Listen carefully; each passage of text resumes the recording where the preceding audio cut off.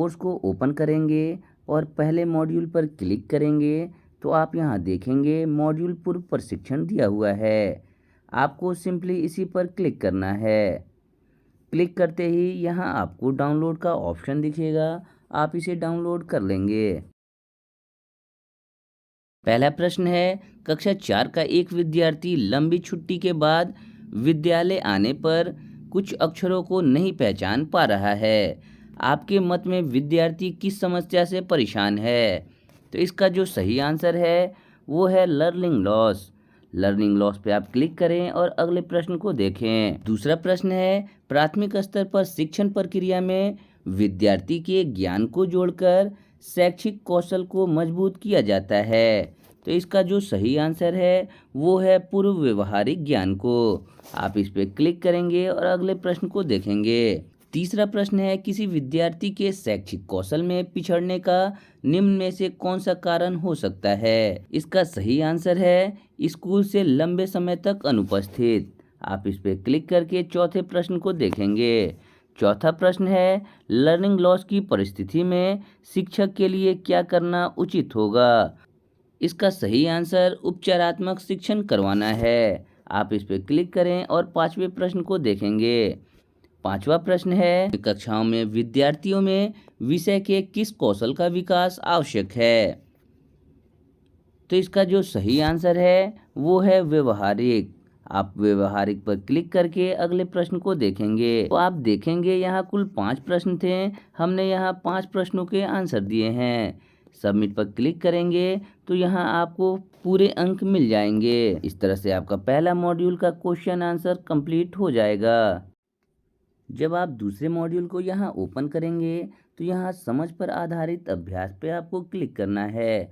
Click करने के बाद आपको इस प्रश्नोत्तरी को डाउनलोड कर लेना है। पहला प्रश्न है, लंबी छुट्टी के बाद खुली स्कूल की कक्षा के लिए आप क्या सोचते हैं? जिसमें से सही आंसर कुछ विद्यार्थी कुछ शैक्षिक कौशल भूल गए होंगे है। आप इस पर क्लिक करेंगे और दूसरे प्रश्न को देखेंगे। दूसरा प्रश्न है, आपके अनुसार उक्त कक्षा में शिक्षक किस समस्या का अनुभव कर रहे हैं? तो इसका जो सही आंसर है वो है विद्यार्थियों में सीखने का नुकसान, लर्निंग लॉस। आप इस पर क्लिक करेंगे और तीसरे प्रश्न को देखेंगे। तीसरा प्रश्न है, लंबी छुट्टी के बाद स्कूल खुलने पर बच्चों के साथ किस प्रकार की गतिविधियां की जानी चाहिए? तो इसका जो सही आंसर है वो है विद्यालय से जोड़ने के लिए गतिविधियां एवं आधार रेखा मूल्यांकन। आप इस पर क्लिक करेंगे तो देखेंगे यहाँ कुल 3 प्रश्न थे। आपने 3 प्रश्नों के आंसर दिए हैं। सबमिट करने पर के पूरे अंक प्राप्त हो चुके हैं। इसी मॉड्यूल में नीचे की तरफ स्क्रॉल करेंगे तो आपको सत्र की समझ पर आधारित अभ्यास का एक क्विज दिखेगा। आपको इस पर क्लिक करना है और इसे डाउनलोड कर लेना है।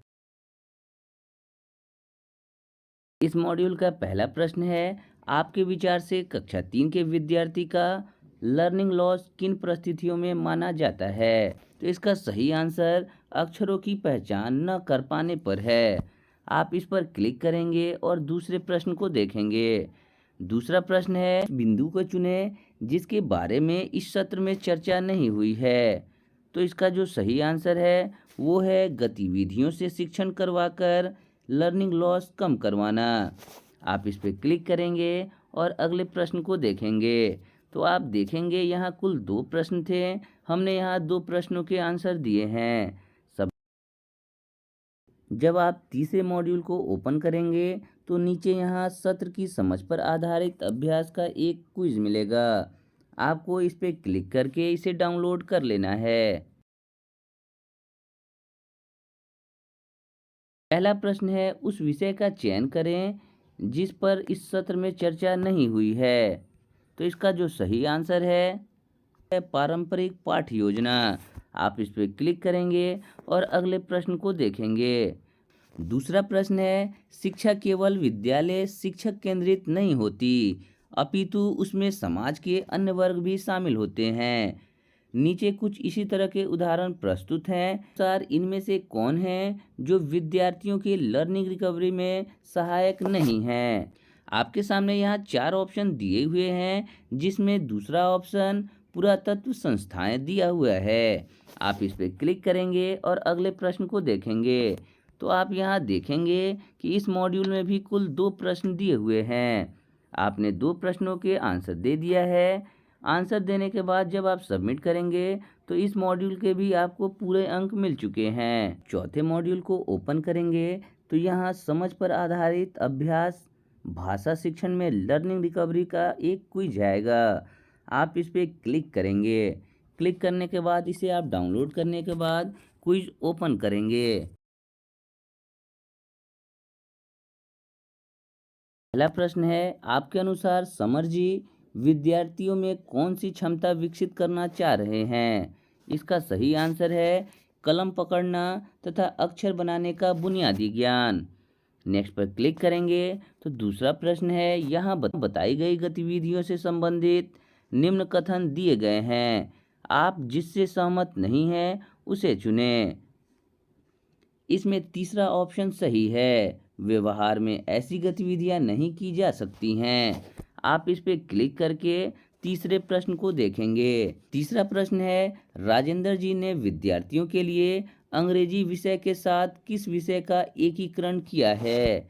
तो इसका जो सही आंसर है कला एवं मातृभाषा का। इस पे आप क्लिक करेंगे और चौथे प्रश्न को देखेंगे। डॉटेड वर्कशीट तथा संगीत का प्रयोग भाषा शिक्षण में कैसे मदद कर सकता है? तो इसका जो सही आंसर है वो है, इनसे विद्यार्थी सुगमता से भाषा बोलना तथा लिखना सीख पाते हैं।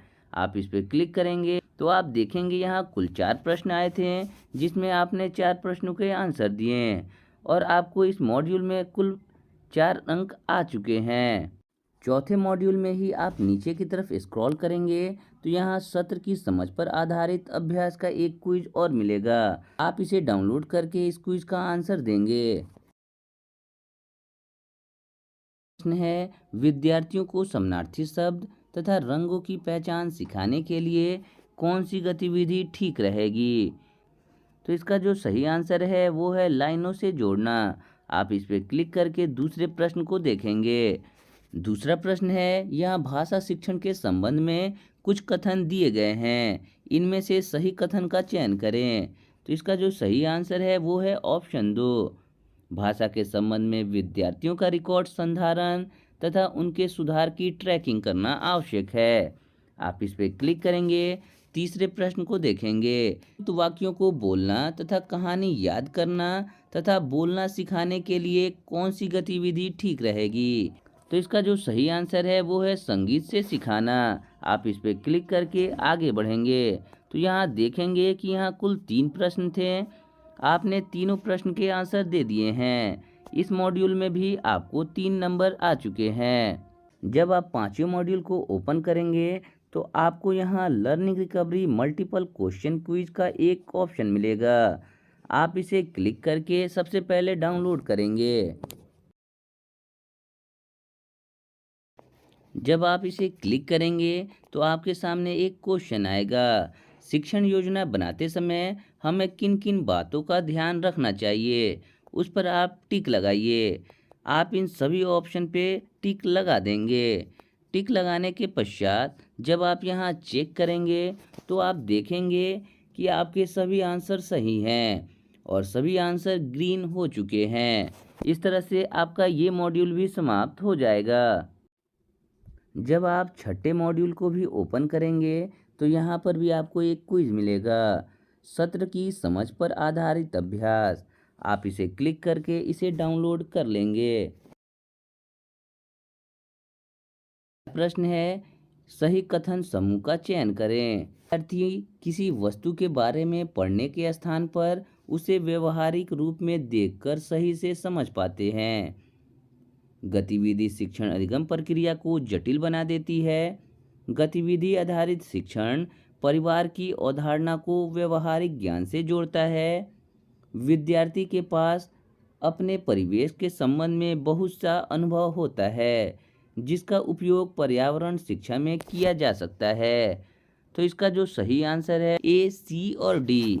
आप इस पर क्लिक करके अगले प्रश्न को देखेंगे, तो आप देखेंगे यहाँ कुल एक प्रश्न ही आया है जिसका आपने आंसर दे दिया है और आंसर आप देखते हैं कि ये भी बिल्कुल सही है।